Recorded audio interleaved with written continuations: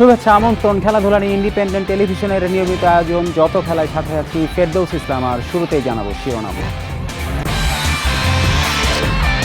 Pakistan series সামনে রেখে অনুশীলন শুরু করলেন লিটনরা। দ্বিতীয় সারির দল হলেও পাকিস্তানকে হালকা করে দেখার সুযোগ দেখছেন না নাজমুল আবেদিন ফাহিম।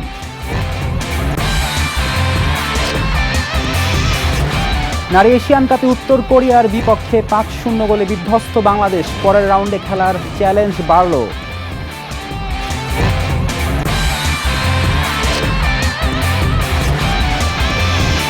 নারী এশিয়ান কাপে গোলকিপার মিলির পারফরম্যান্সে মুগ্ধ কোচ পিটার বাটলার। প্রশংসা দেশের ফুটবল অঙ্গনেও।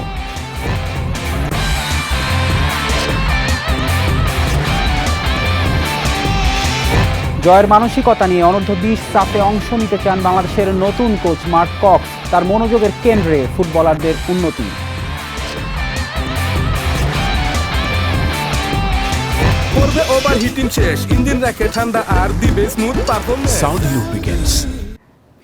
বিশ্বকাপ নাটকীয়তা ও দীর্ঘ বিরতির পর আন্তর্জাতিক সিরিজের জন্য প্রস্তুতি শুরু করেছে বাংলাদেশ। পাকিস্তানের সিরিজের জন্য প্রথম দিনের অনুশীলনে স্কিলের কাজ করেছেন শান্ত লিটন মিরাজরা। পরিচালক নাজমুল আবেদিন ফাহিম বলছেন, দ্বিতীয় সারির দল হলেও হালকা করে দেখার সুযোগ নেই পাকিস্তানকে। স্বস্তি আনন্দের মুহূর্ত। অবশেষে কোনো সিরিজকে ঘিরে জাতীয় দলের অনুশীলন। তাসকিন লিটনদের গায়ে বিশ্বকাপের জন্য বানানো সেই প্রস্তুতি জার্সি। বিরতিটা ৪ মাসের বেশি। বোলিং ইউনিটে বদল এসেছে বেশ। টেইট সিমন্সের ক্লাসে দেখা গেল বোলারদের। পাকিস্তান দ্বিতীয় সারির দল পাঠালেও সহজ হবে না সিরিজ জয়। এই মুহূর্তে ওদের সেরা দলটাই নিশ্চয়ই ওরা পাঠাচ্ছে। যাদেরকে নির্বাচন করা হয়েছে তারা নিশ্চয়ই, যাদেরকে নির্বাচন করা হয়নি তাদের চেয়ে ভালো করবে বলেই পাকিস্তান আশা করে, সে কারণে তারা তাদেরকে চুজ করেছে। আমার ধারণা তাই, কারণ ইন্টারন্যাশনাল ক্রিকেটে কেউই চাইবে না সর্বশক্তি একটা দল পাঠাতে। আফিফ ও লিটন ফিরেছেন দীর্ঘ বিরতির পর। সালাউদ্দিন আশরাফুল কাজ করেছেন তাদের নিয়ে। লিটনকে নিয়ে বেশি আশাবাদী ফাহিম। আমরা আশা করি যে ও খুব ভালো খেলবে। ওকে নিয়ে আমাদের যথেষ্ট স্বপ্ন আছে যে মিডল অর্ডারে ও যদি ভালো স্টেবল হতে পারে, সেক্ষেত্রে আমাদের ব্যাটিংটা অনেক শক্তিশালী হতে পারে, কারণ ওর মতো একজন অভিজ্ঞ খেলোয়াড়ের মাঝখানে দরকার। সো সেই দিক থেকেই আমার ধারণা এই সিলেকশনটা হয়েছে, এবং লেটস সি ও কেমন করে।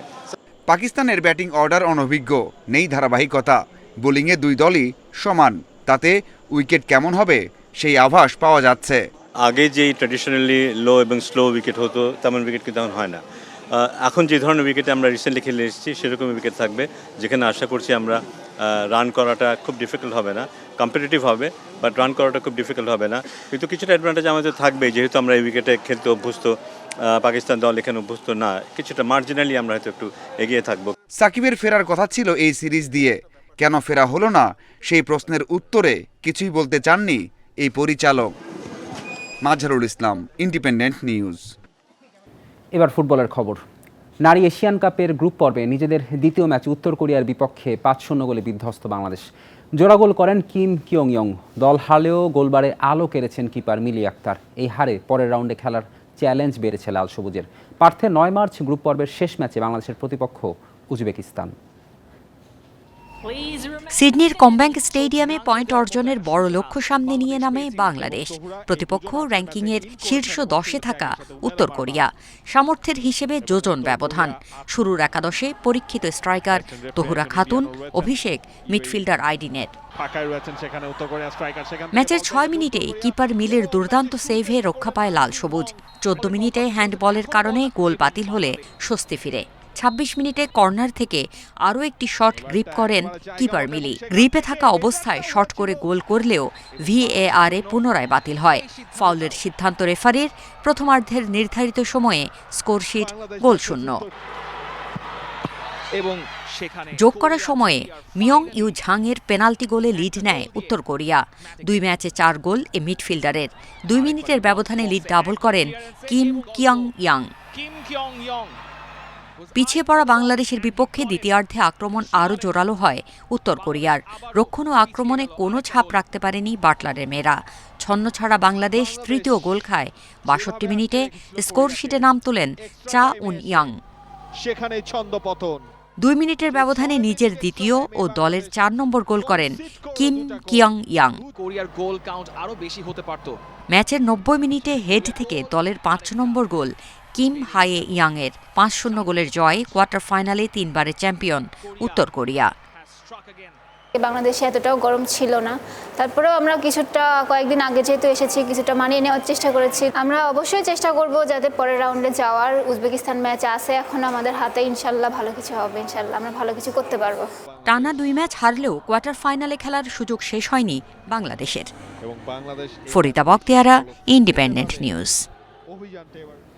এশিয়ান কাপে উত্তর কোরিয়ার বিপক্ষে গোলকিপার মিলির পারফরমেন্সে মুগ্ধ কোচ পিটার বাটলার। কঠোর পরিশ্রম চালিয়ে গেলে তার উজ্জ্বল ভবিষ্যৎ দেখছেন তিনি। গোলপোস্টের নিচে আত্মবিশ্বাসী থাকায় মিলি সফলতা পাচ্ছেন বলছেন দেশের অন্যতম সেরা গোলকিপিং কোচ নুরুজ্জামান নয়ন। শক্তিশালী উত্তর কোরিয়ার বিপক্ষে বাংলাদেশের পারফরমেন্স ছিল সাদামাটা। ফুটবলারদের মধ্যে ছিল আত্মবিশ্বাসের অভাব। 5-0 গোলে বাংলাদেশ হারলেও গোলকিপার মিলি আক্তারের নিবেদন ছিল চোখে পড়ার মতো। চীনের পর কোরিয়ার বিপক্ষেও গোলপোস্টের নিচে অদম্য ছিলেন মিলি। পারফরমেন্স দিয়ে কোটি ফুটবল ভক্তের মতো মন জয় করেছেন কোচেরও। আর তাই ম্যাচ শেষে সংবাদ সম্মেলনে মিলিকে প্রশংসায় ভাসালেন বাটলার। মিলি একজন সত্যিকারের ফাইটার। তার উচ্চতা আছে, হাত ভালো এবং দারুণ একটা চরিত্র। জীবনের প্রতি তার জেদ এবং উদ্দীপনার প্রশংসা করতেই হবে। ওর ভবিষ্যৎ উজ্জ্বল। শুধু বাটলার নন, মিলির বন্দনা চলছে দেশের ফুটবল অঙ্গনে। হঠাৎ করে এশিয়ান মঞ্চের সুযোগ পেয়ে মিলির এমন পারফরমেন্স অনেককেই অবাক করেছে। ভয়ডরহীন ফুটবল খেলায় মিলি সফল হচ্ছেন মনে করেন দেশের অন্যতম গোলকিপার কোচ নুরুজ্জামান নয়ন। মিলির যে 2টা ম্যাচ দেখেছে আমি কখনই মনে হয় না যে সে কখনোই নার্ভাস ফিল করেছে। এইটাই সবচেয়ে, এবং সে খুবই আত্মবিশ্বাসী ছিল। যতটুকু ক্যাপাবিলিটি আছে তার চেয়েও মনে হয় যে বেশি সে খেলতে পেরেছে। 2 বার সাফ জেতা রূপনা চাকমার জায়গায় নিয়মিত খেলতে হলে পারফরমেন্সের এই ধারাবাহিকতা বজায় রাখতে হবে মিলিকে। ফেরদৌস ইসলাম, ইন্ডিপেন্ডেন্ট নিউজ। প্রস্তুতির জন্য কম সময় থাকলেও জয়ের মানসিকতা নিয়েই সাফ খেলতে মালদ্বীপ যেতে চান অনূর্ধ্ব-20 দলের নতুন কোচ মার্ক কক্স। প্রতিভাবান ফুটবলার ও এই অঞ্চলের অনেকের চেয়ে উন্নত অবকাঠামো থাকায় বাংলাদেশ ফুটবলকে নিয়ে দেখছেন বড় স্বপ্ন। 2030 অথবা 34 বিশ্বকাপের জন্য ফুটবলার তৈরি লক্ষ্যের কথা জানিয়েছেন কক্স। বাংলাদেশ অনূর্ধ্ব-20 দলের নতুন কোচ মার্ক কক্স সকালে ঢাকায় পৌঁছেই বিকালে কিংস অ্যারেনায় এসেছেন। বাফুফের অন্য কোচদের সাথে বসে লিগের ম্যাচ দেখেছেন।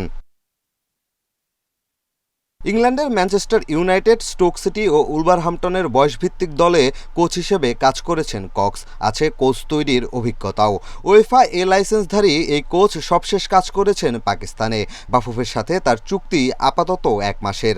আলোচনা সাপেক্ষে যা বাড়তে পারে লাল সবুজের ফুটবল নিয়ে, তাই বড় স্বপ্ন দেখছেন কক্স।